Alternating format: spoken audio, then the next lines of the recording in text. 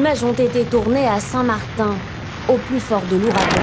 Selon les derniers bulletins d'information du Centre américain des ouragans, les vents d'Irma soufflent à 295 km/h, ce qui le classe en catégorie 5. C'est ici, à Pointe-à-Pitre, que vont être acheminées toute la logistique qui va être nécessaire pour cette immense catastrophe naturelle. Bonjour, nous sommes lundi 11 septembre 2017. Alors 11 septembre, un jour de triste mémoire.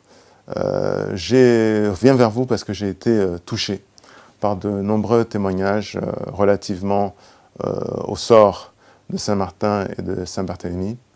Je pense qu'il est de notre devoir, du devoir de la chaîne, du média, France Diversité Média, et de notre groupe, de joindre nos efforts à ceux qui vont le faire de manière à être utile pour les gens qui vont revenir de cette désolation, en ayant tout perdu, en n'ayant plus rien. Ce que nous pouvons faire, le plus simple, c'est d'acheminer des vêtements pour permettre aux personnes qui reviendront de cet enfer d'avoir de quoi se vêtir. Alors voilà, je n'ai absolument aucune stratégie.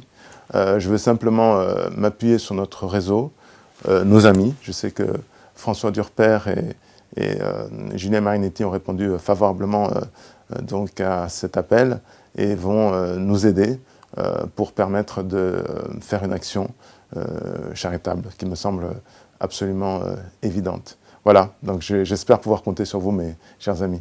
Merci infiniment. Alors, la liste est longue, hein, mais l'urgence, c'était pour les enfants.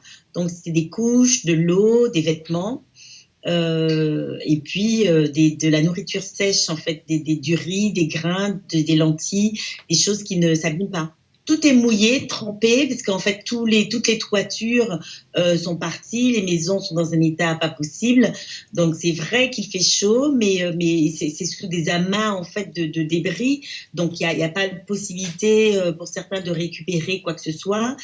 Donc, l'urgence, ce sont, oui, quelques vêtements, pas des vêtements chauds, bien sûr, mais des vêtements de première nécessité.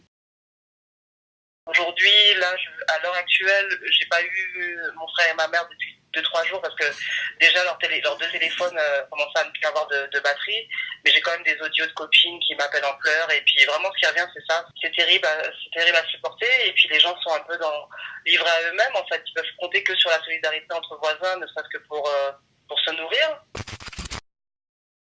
7000 km parcourus, 40 morts. Le bilan du cyclone Irma est catastrophique. C'est un des cyclones les plus importants de toute l'histoire. Et il y a dans ces personnes touchées des compatriotes, notamment à Saint-Martin, qui ont besoin de notre solidarité. Donc on vous demande de donner des vêtements pour notamment ceux qui doivent revenir en métropole.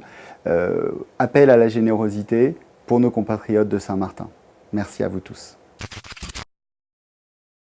Moi, j'ai ma mère, par exemple, qui est assistante sociale, donc qui travaille au lycée là-bas avec des jeunes depuis des années, qui veut pas quitter l'île, qui me dit j'ai perdu des amis que je retrouve plus pour le moment, mais moi j'habite dans un immeuble, mon toit tient encore un peu, donc je reste aider sur le terrain. Et j'ai vu une vidéo d'elle de 2 minutes avec le visage quand même fatigué, et puis on sent un peu la peur et la lassitude, quoi. Leur vie est là-bas, leur travail est là-bas. Donc, qu'elles voudraient, c'est reconstruire petit à petit, mais reconstruire leur vie là-bas et refaire démarrer l'île et recommencer à travailler et que la vie reprenne son cours. Donc, ça va prendre un certain temps, mais si on les aide, ça ira plus vite.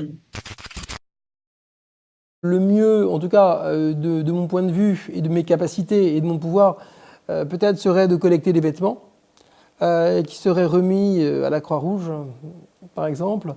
Et cela nous permettrait peut-être de se sentir un peu moins coupable d'être dans notre beau pays en métropole, et loin de ce paradis qui est devenu un enfer. Il y a évidemment les touristes, mais il y a surtout les populations locales qui, eux, par contre, n'ont plus rien. Et quand je dis plus rien, ça répond à mes idées sur le monde qui nous entoure, qui est un monde qui mange toujours pour 2 ou 3 personnes. Alors essayons de manger pour une seule personne et de donner la part que l'on mange toujours en trop à ces gens-là. Et ça s'appelle la vraie solidarité.